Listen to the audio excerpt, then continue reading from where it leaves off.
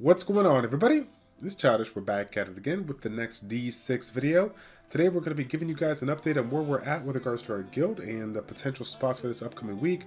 We'll go ahead and hop in arena for a couple of matches just to give a little appreciation for one of my older NAF5s that we haven't used in quite some time. And as always, we'll go ahead and finish off the video with some summons because, of course, as you guys can see, we have not made a video in about 4 days now. So I've been collecting some summoning scrolls for you guys to see if we can get super lucky here, okay? First up, let's go ahead and take a look at the guild. If you guys are not familiar, I'm currently in pay to win. We are going to be looking for about 7 members or so. We're doing a big cleanup here. As you guys might have guessed, with the current state of the game and the content has been cleared, you know, we got a couple of people that have kind of moved on, taken a break, and tried other ventures. But of course, we still have a good amount of people that are looking to, you know, progress into the game.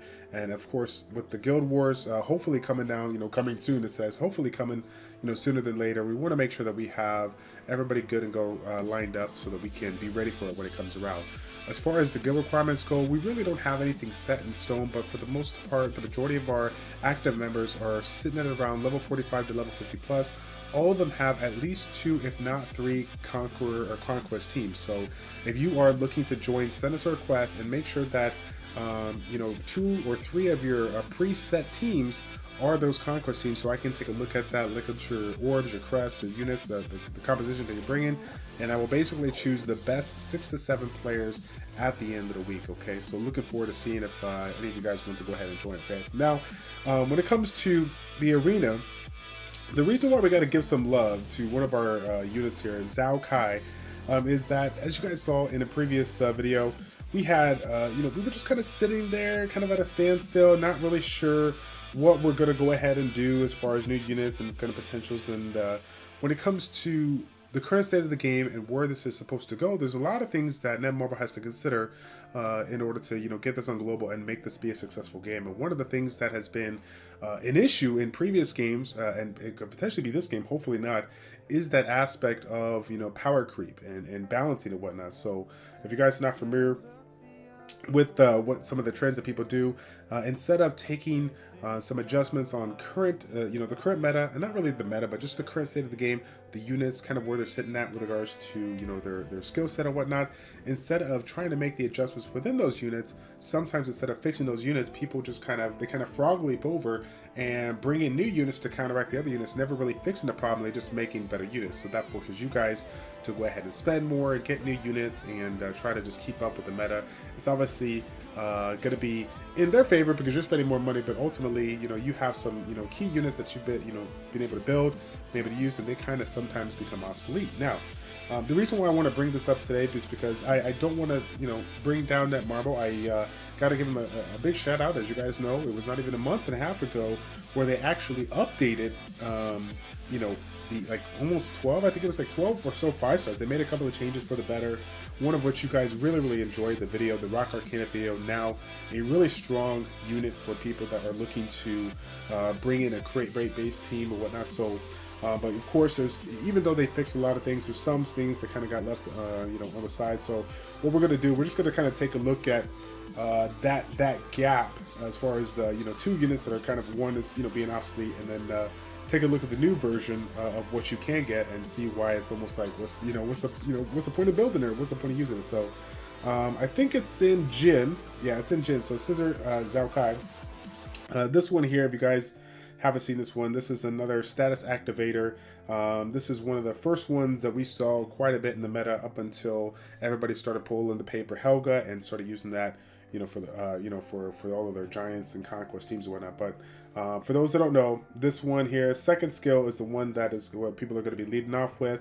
This has this is called Toxic Spray, providing the status activation and providing the poison debuff. You know, it's a really nice combination of skills because you're improving the activation of your skills, and then you're also putting on dots, which thereby will decrease the status resistance of your opponent. That's what poisons do. It scales up to your attack power, but it also brings down the status resistance, right? So it allows you to land not only the rest of your skills, but your team skills, you know, right after that there. And then to follow through, he has a skill that's going to go ahead and provide a small chance of, it is a guaranteed chance to remove a buff, but more importantly, the opportunity to increase the current debuff duration for 4 seconds, and this one I actually recently upgraded to level 2 from 45 to 65%. It's a pretty nice buff.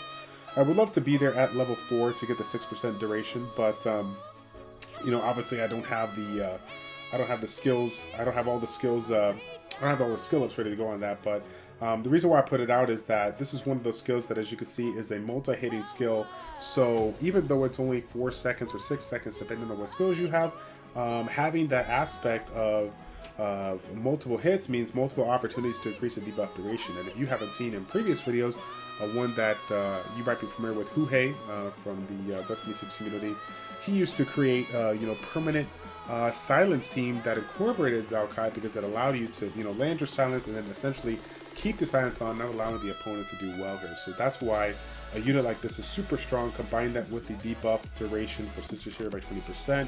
Running him at the lead, it makes him obviously keep those skills on relatively, you know, a little bit longer, and really makes him a nice, you know, option. The only downside really to it is that the status activation is relatively low, and it has to go up to level 4, I believe, to just get a little bit of a boost. Now, let's take a look at one of the other units, right? Now, one of the other units that you guys saw me pull, Paper Elke, and I think I pulled it on the side. This is one of those that is completely, has completely made Zhao Cai irrelevant, right?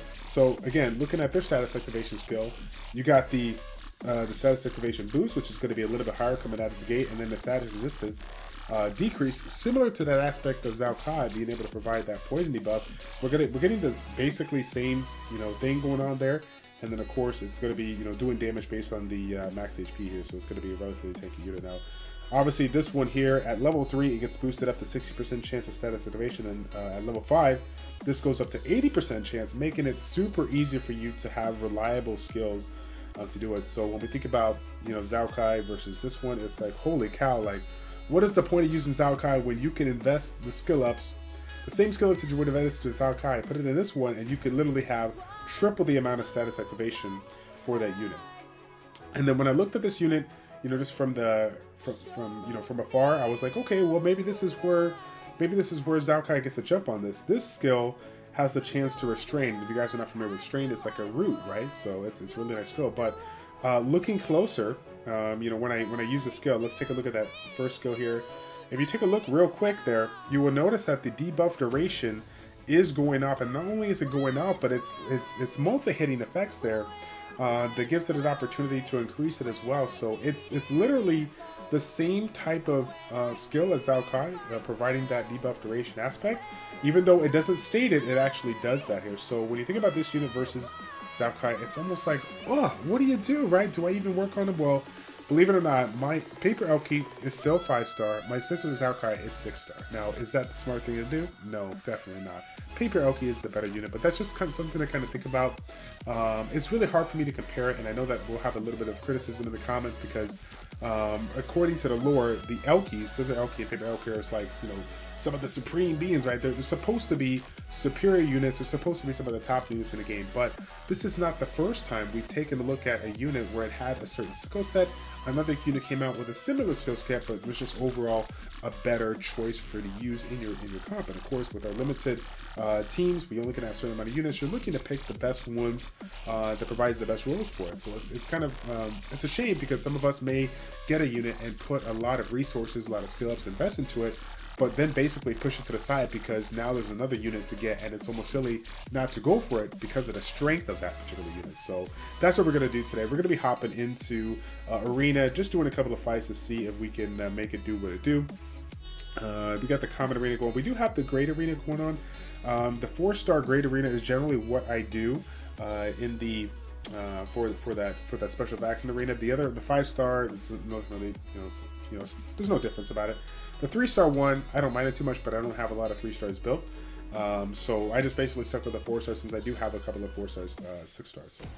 So here's the team that we're going to be bringing. Now this seems kind of silly, right? Because we are using some meta monsters in here, but you know, one of the things that I always run into as I push into the higher ranks is what can I do to counter the opponent, and what essentially, instead of trying to, you know, take the initiative and lock them down with CC comp, so what can I do? You know, what if something resists? What if they get a certain skill up that basically just allows them to continuously do what they need to do with their comp. That's the downside for me. So this time around, what I'm doing is messing it with basically kind of a counter comp, being able to provide those harmful effects to try to lock them down, but make sure that I have enough abilities that allows me to counter whatever buffs or shields that they're bringing. So again, I'm sure you guys are familiar.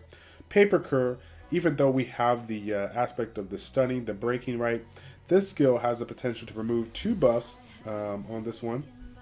And then of course Scissor Shaolin, we have this skill, like one of my favorite skills in PvP, another double buff remover as well as 100% chance to remove the shield. So basically what we're looking to do is bring in our Zhao Cai, provide that status activation, start laying the skills, and basically use our non-debuff removing skills to go ahead and keep them locked down unless we need to continuously keep them stunned. And then from there, we'll kind of wait to see what kind of skills they have in order for us to keep on going here. Now, take note, this guy has Scissor Elke. So this is going to be a little bit interesting, right? Because Scissor Elke has their AoE that's going to be able to cleanse, right? And it's going to hurt a little bit. So if he gets the skill off, he did not get the skill off, but Scissor Elke is going to be constantly cleansing those skills. So, that's the first thing I think about, when I get into those matches, right? Take a look at the units. What are they currently bringing? How do I want to go about organizing my skills and coming at them? So for me, like, I didn't even think about like trying to say, oh, let me kind of wait my turn and wait for like them to put a shield up. Why? You don't need to, because they didn't have a shield, right? You gotta basically keep them completely locked down so that they don't provide their stuff. Now, of course, this one here, we got the Paper Adonis, so we're gonna go ahead and put up our buffs, but we're gonna save Scissor Shaolin's skill because we know that they're gonna provide that skill. As you can see, I already took it out. Now I'm gonna get the stun in, try to get this debuff down and put the bleeds on, and then we're good. So it's one of those things where I have a lot better appreciation for the players that have been really kind of working on their craft, because for some of us, we're just basically pushing skills, right? But I sometimes forget that you still have to understand all the units that are currently used in the meta, what they do, how they do it, so that you can figure out what you want to do on countering and whatnot. So that's kind of my game plan here. Again, I'm using the debuff duration a little bit too early.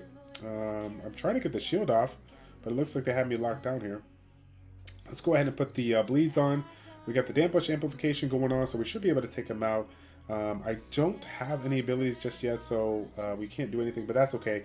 Basically, my concern was that Rock Bonito. That Rock Bonito is what can really wreck face. You guys saw it in my previous arena video. There was nothing I can do with certain aspects. He just continuously put that buff up, and there was nothing I could do. Now, from what I understand, even if he gets his buff up, we can take away the buff that provides him a little bit more, the attack speed, I think it was, the attack power buff.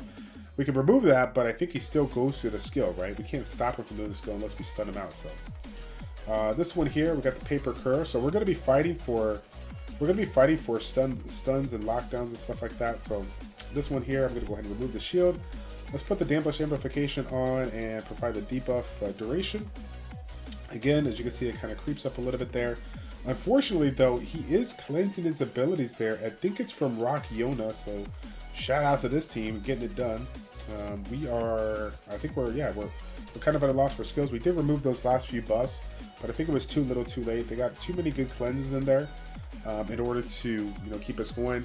I'm using Rock Sophia right now for the debuff duration, but unfortunately it didn't work on this aspect. So yeah, this one here only had, Rock Yuna I think was the big baller shot caller here that basically didn't allow me to continue. She does have a cleansing aspect, I believe, on her second skill. So again, that's just some things to pick up on when you're going up against certain people here. So let's see if we can do one more before we get into the summons, and then we'll go ahead and finish off the video here. So this one here, Paper Adonis. We're looking at stun all day. I'm going to go ahead and just start right now. Start with the stun, get the day plus amplification, and then we're going to lead right into our bleeds. Again, waiting for them to go ahead and put the skills if they can. They weren't able to do so, that we left Scissor Shaolin's skill available just in case they stuck it in. But luckily enough, we were able to kind of lock them down and kind of push through. So again, super fun. Obviously, this contains very heavy meta comps. I don't want to say like, oh my god, like this is a new trend or whatever. This is units that people can use. But again, I gotta give a little love to Zhao Cai. He is a really cool monster, and for me personally, I like to see I like status activation compositions that have that are built around or create, leading the pack when it comes to like the CC, the silence, the blinds. I'm looking to see what people do now with the new Mox Shia. I'm looking to see what kind of cool things that people kind of come up with, and if they do so here. So that's kind of where we're at with that right now. When it comes to summons, guys, we have ourselves about 17 summons. I believe we are set up. We got 17 scrolls, but then we also got ourselves one legendary scroll. So I'm gonna go ahead and take a look. I want to make sure that I have enough room. All right, we got enough room here, so let's go ahead and hop into the summons now. If you guys didn't see, currently right now we got the Yenix and Rock Yona. If you don't have either one, both of them are great units, but I got to put it out there for Scissor Yannick. Scissor Yannick is definitely one that I would recommend going for. He's a really, really clutch unit when it comes to nightmare farming. He provides that 20% damage mitigation for your team. He provides a hit point disturb if you want to play around with him in PvP. And he also has a life tapping ability that is a stackable skill. So if you're using him in PvE and you're bringing him alongside with one healer, he's going to be able to provide a little bit of support in that aspect here. And then Rock Yona, if you guys are not familiar with her, she's one of the few. She was considered one of the better healers early on in the game when it came out. She has 2 HP. She has 2 heals. One that provides just a heal, ones that provide a heal with a defense buff, and then they're both HP scaling alongside with a shield that gets provided. So depending on where your heal is at, if it overlaps the heal or if it goes over your heal, you get like a shield on top of that. So it kind of has a little bit of an overflow, which is really cool. And then her leader skill provides another leverage bonus against the paper targets there. So if you guys haven't, need something like that for some of those paper zones, that is really, really something to look out for. So both of them are really good units, but between both of them, depending on what you have, I really like Scissor Yannick if you can get your hands on them. So definitely, I wouldn't say like, spend the world, but hey, give it a go, see what you can do, right? Okay, guys. Okay, well, we just did, we didn't do a 10+1, but we did our 3-star ones here. So it looks like we're going to get lucky right now. Well, hopefully we can get something new. Where is that Nat 5? There's that Nat 5. Okay. Well, let's see if we got skill ups here. All right. Can we get a new unit? We cannot. And we got ourselves, a Rock Shaolin, which is, it's kind of funny. I think that's the Rock Shaolin. It's kind of funny that came up because I'm sure that some of you guys are thinking when it comes to CC comps is that if you're playing around with Zhao Cai, why didn't you use the Rock Shaolin? I actually think the Rock Shaolin is really, really good, but considering Zhao Cai, his status activation is not, is not super perfect. It's not as high, and I don't have like crazy status activation orbs on Rock Shaolin. Obviously, her skill not only needs to be available at the start of the fight, but needs to be reliable. So maybe with Paper Elke, if I were to skill her up and give her an opportunity, that might be good. That might be something to throw in there. But for right now, I'm kind of waiting on that. That being said, I do believe Rock Shaolin is a really unique unit. I really like her first. I don't know if you guys seen that in the past, but it's like a buff extender. So if you bring her alongside with another unit that provides a very, very important buff, it's going to extend that buff for. I think my skill is like level 2. It's either for 10 or 17 seconds, depending on the amplification level of the skill. So again, the longer it sits and amplifies, the stronger that skill will be. Okay. Again, you can see I've been hoarding onto some skilled Dragoons right now. Of course, I have a lot of units out there that I could put up some skill ups in there and improve them. But I basically, one of the things that I haven't talked about in the game is that certain units, when it comes to skill ups, like once you get hit a certain mark on that skill up, like most of the times you're going to be sitting good. You don't have to go out of your way to invest a little bit more unless you want to reduce the cooldowns just a little bit. But depending on your composition, you might still be fine. For example, for some of you guys that are fortunate enough to have Rock June or Sister Colada, you can make the effort to go to level 3, level 4 and get some crucial buffs or crucial improvements on your skills. But generally from level 4 to level 5 on a lot of skills are just a cooldown reduction. Well, what's the point of having a cooldown reduction if you're combining one, if not two, cooldown reduction units on side, or maybe you just have one, but you have a really good cooldown reduction, a good amount of cooldown reduction on your units. And so even though at the end of the day it could help, is it really necessary to invest another 4 skilled Dragoons on a unit just for a small boost you know, that's something to consider.